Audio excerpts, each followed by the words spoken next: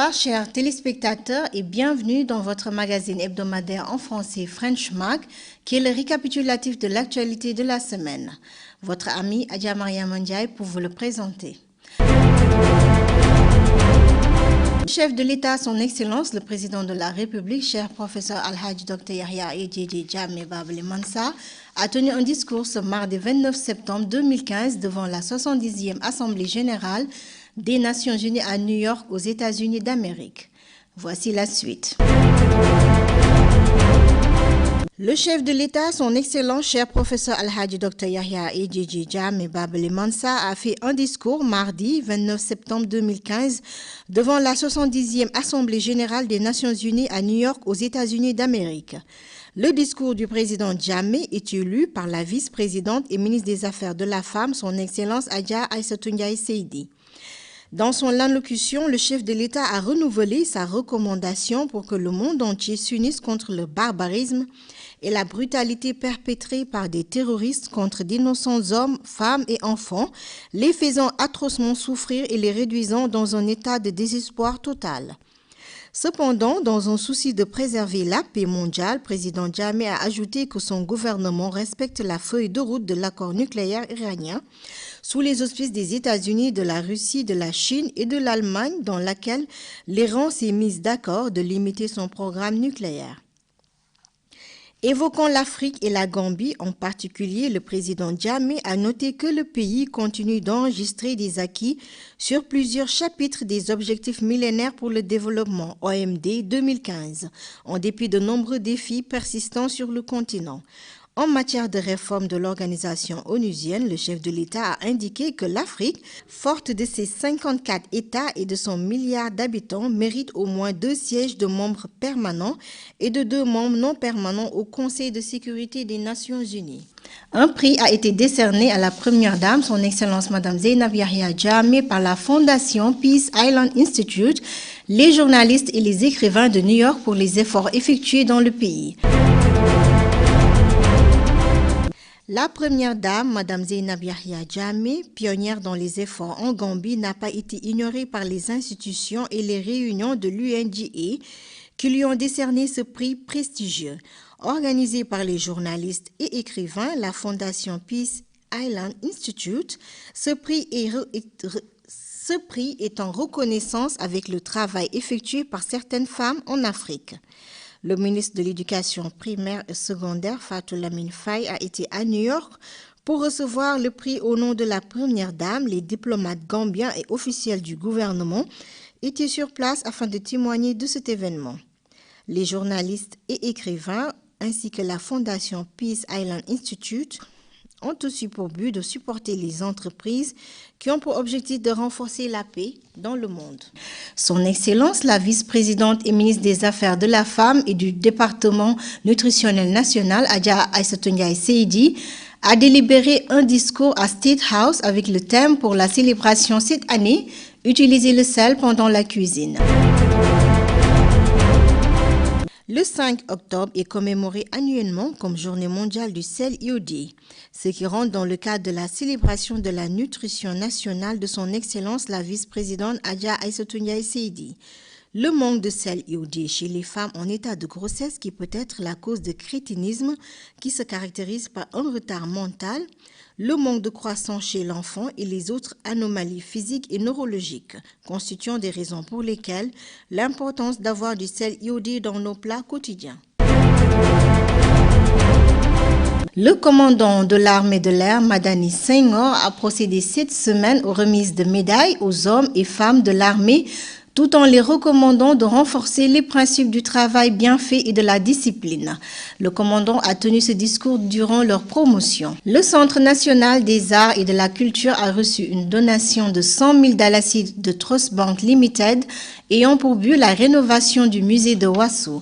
Ce geste rentre dans le cadre de la contribution au développement du pays.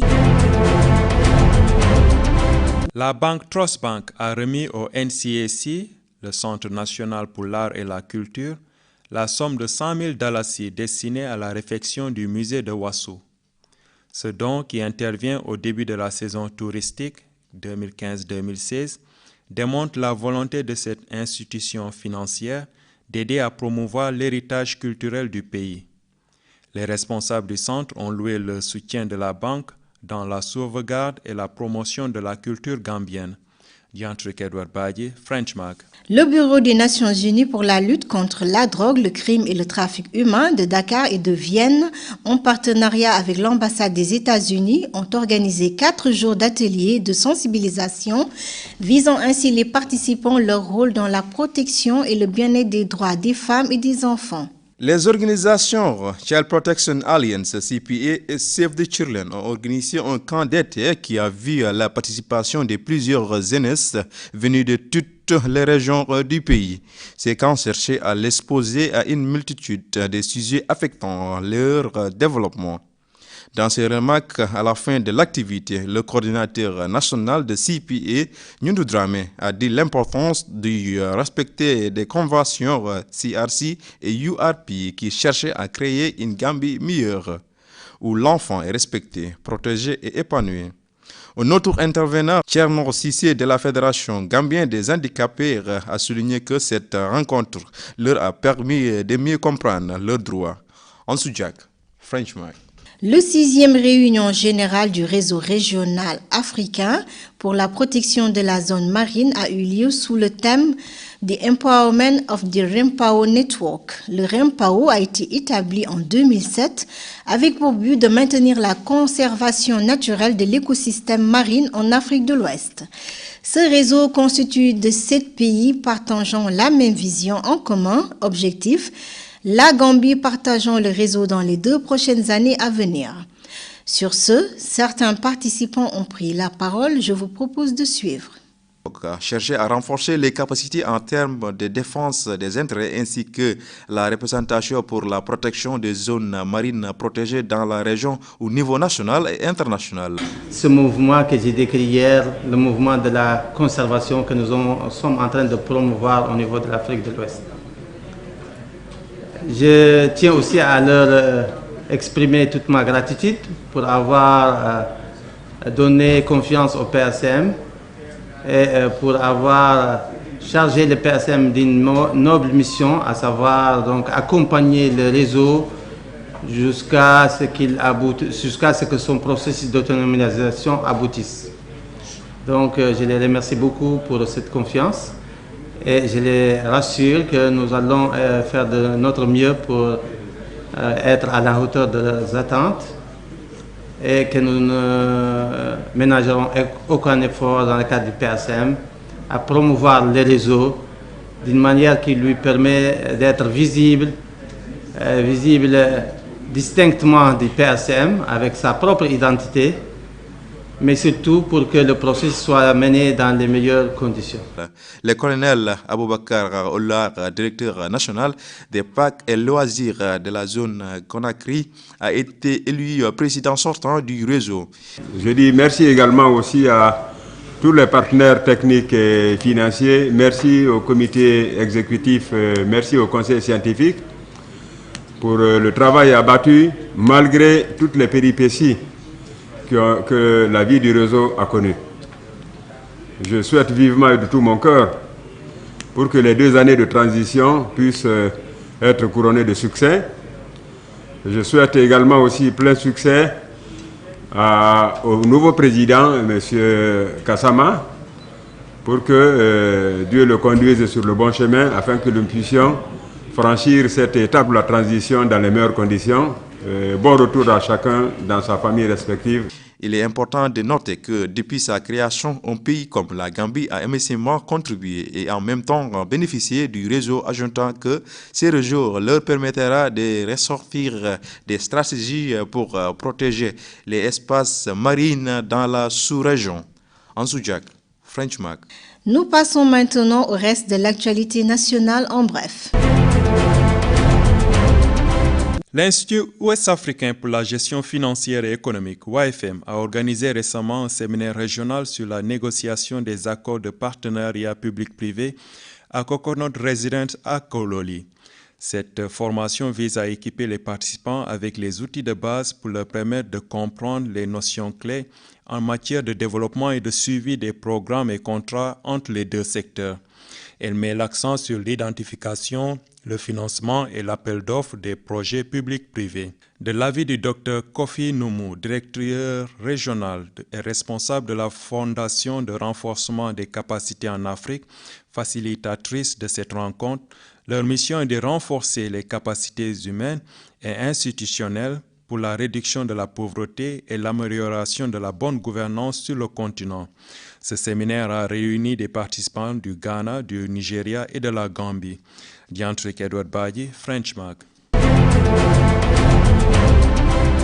L'Organisation des Nations Unies de lutte contre la drogue et le crime, en partenariat avec l'ambassade américaine et l'Agence nationale de lutte contre le trafic humain, NATIP, a tenu un atelier de sensibilisation de 4 jours avec des participants qui s'investissent pour la protection et le bien-être des femmes et des enfants. Cette rencontre vise à réduire la prévalence de trafic d'êtres humains et d'autres formes d'abus des droits.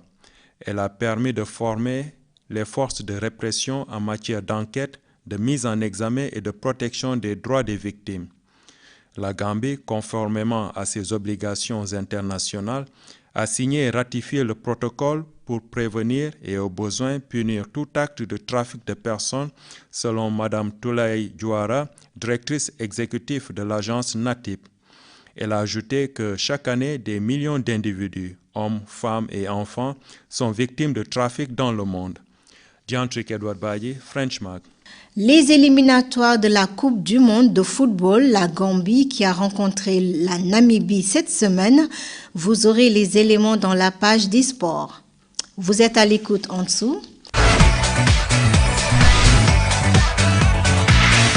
Bonsoir amis téléspectateurs, c'est votre ami Ansou Diak pour vous présenter ces rubriques sport avec les actualités du sport en Gambie et ailleurs. Après le match de la Gambie contre le Cameroun, les supporters gambiens sont rentrés chez eux avec l'espoir que la Gambie va se qualifier. Les deux équipes se sont déjà rencontrées lors des qualifications de l'AFCON 2012. La Gambie avait gagné à Banjul 3-0, perdu à Windhoek 1-0. Si les Scorpions remportent ces matchs, ils vont emporter leur Guinée au deuxième tour. Hier, le match entre la Gambie et Namibie pour les comme des éliminatoires de la Coupe du Monde de 2018 s'est terminé 1-1. Les supporters de la Gambie ont été très colères. La Gambie aura rencontré la Namibie le mardi. C'est tout pour cette rubrique sport sur votre magazine en français. C'est fut un plaisir de vous le présenter. Je vous donne rendez-vous la semaine prochaine pour d'autres informations sportives. Merci beaucoup.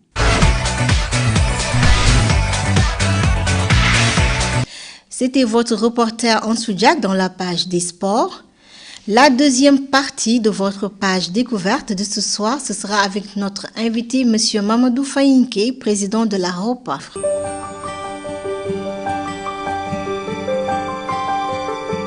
Bonsoir amis téléspectateurs, c'est votre ami Ansou Diak. Comme vous savez, nous avons une rubrique qui s'appelle Le Profil. Donc notre invité de cette semaine, il s'agit de Mamadou Lamine Fayinké.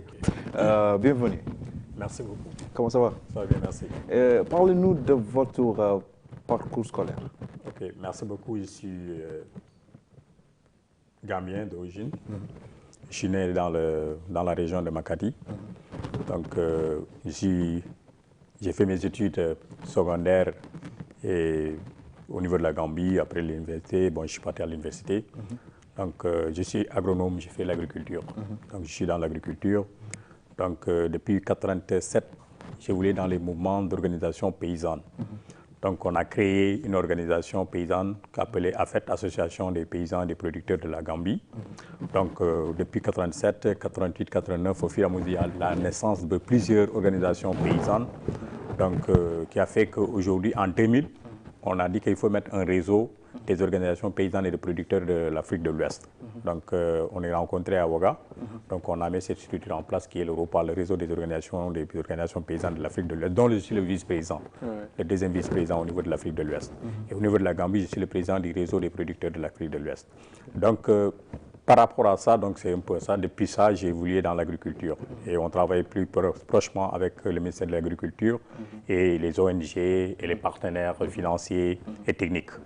Donc, et on travaille aussi avec les instituts de recherche sur certaines questions qui sont liées aux politiques agricoles. Parce qu'on sait que toute agriculture, la durabilité dépend de 3-4 choses. C'est la terre, l'eau, les semences et les politiques. Donc, raison pour laquelle on a créé cette structure pour pouvoir dialoguer avec l'État, pour pouvoir dialoguer avec les partenaires, pour pouvoir dialoguer avec des institutions financières, pour voir comment on peut faire d'une sorte qu'on a de l'agriculture durable en Afrique. Ok, M. Fayinke, pourquoi ce choix d'agriculture? Voilà, pourquoi on a choisi l'agriculture, c'est les exploitations familiales. Parce que pour nous, on s'est dit que c'est les exploitations familiales qui ont la durabilité de l'agriculture. Si par exemple, quand tu vas aujourd'hui dans le marché de la Gambie, tous les nourritures vivrières produites qui se trouvent sur le marché, que ce soit le riz, que ce soit le mil, que ce soit la viande, la bétail et tout, c'est produit par les familles. Donc on n'a pas l'agro-business ici en Gambie. On peut compter cet agro-business, c'est pour l'exportation seulement. C'est d'exporter ce qu'ils produisent pour les autres pays. Mais nous, les exploitations familiales, on produit pour la consommation locale. Donc raison pour laquelle nous, on a choisi cette pilier qui est l'une des principales moteurs de la survie et la souveraineté africaine. Parce que la terre appartient aux familles, l'eau, c'est les familles. Tout ce que tu dis, c'est les principaux moteurs utilisateurs de la terre, de l'eau et les semences, c'est la famille. Donc nous, on s'est dit qu'il faut qu'on essaie d'investir dans les exploitations familiales qui pourraient faire qu'il y a la durabilité. Parce que là, le droit de propriété est là. Par exemple, quand tu prends, par exemple, chez nous, en anglais, on dit ownership. Là où il y a l'héritage est clair, tout le monde est prêt à mettre quelque chose parce qu'il sait que c'est notre héritage. Voilà, donc nous, raison pour laquelle on est prévu de travailler avec les exploitations familiales. Et qu'aujourd'hui, on s'est rendu compte qu'avec ces 2 ans passés, travaillant avec les exploitations familiales, je peux donner un exemple, on a créé des coopératives de production de semences certifiées. L'année dernière seulement, avec le manque d'eau, on a pu faire 39 tonnes de maïs certifiés. On a fait 49 tonnes d'arachides certifiés avec des individus, des familles. Ça, c'est génial. Voilà. Donc, ce qui veut dire que dans 3 ans seulement, si le gouvernement est parvenu à investir dans les exploitations, on peut répondre à l'autosuffisance alimentaire. Et 2, je tiens à remercier le président de la République parce que dès qu'il avait signé la loi, la politique semencière, qui a été signé, ratifié par l'Assemblée nationale. Et ça, c'est pour protéger le fait qu'on n'ait pas de n'importe quelle semence qui rentre dans notre pays. Parce que les OGM sont là, qui peuvent détruire notre agriculture. Et dès que nous, on a besoin de l'agriculture durable. Donc, cette loi de semences nous permet à protéger le petit producteur gambien pour pouvoir vendre ses produits.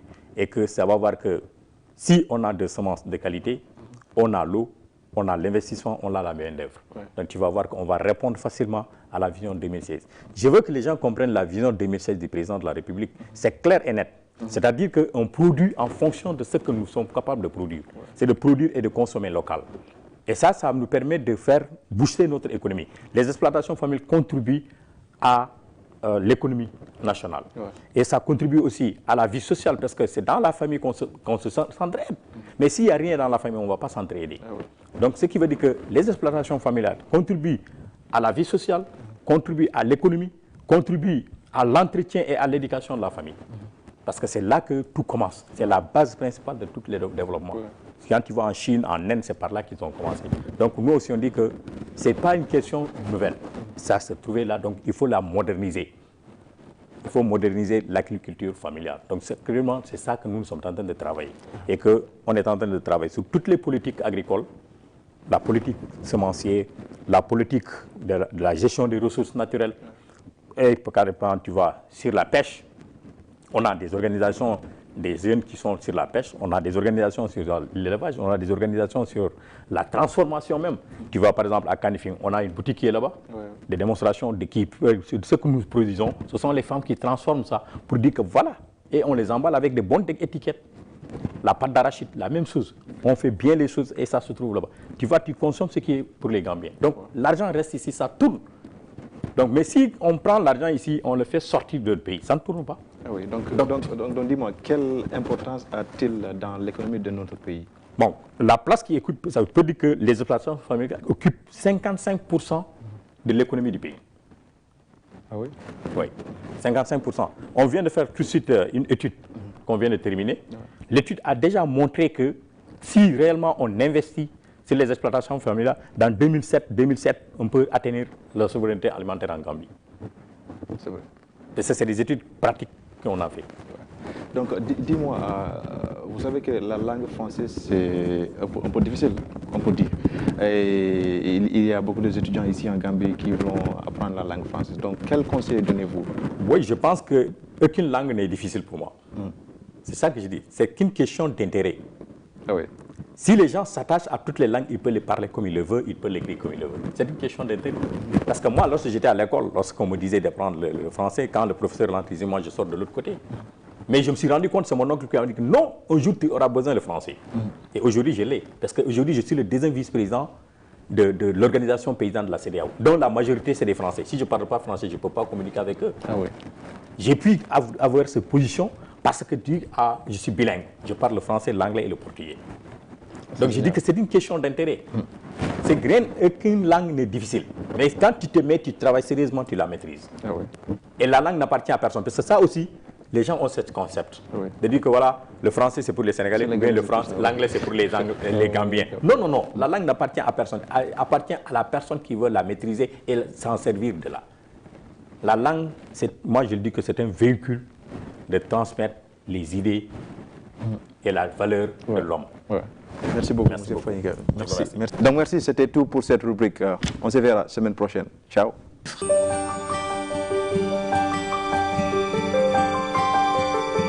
La page santé de ce soir, comme il est d'habitude.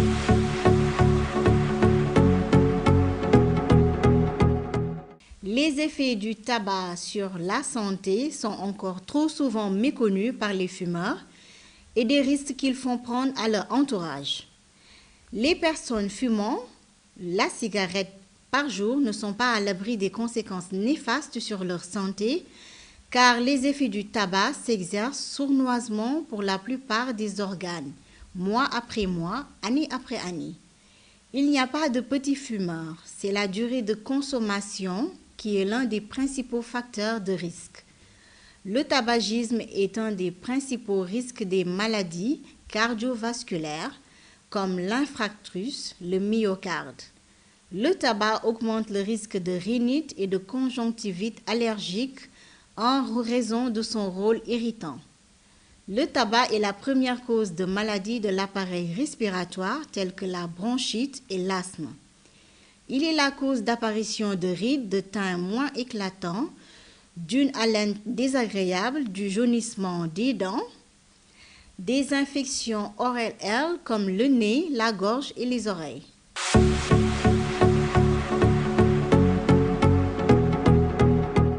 C'est sur cet élément qui met fin à votre édition French Mac de ce soir. Merci d'avoir été à l'écoute.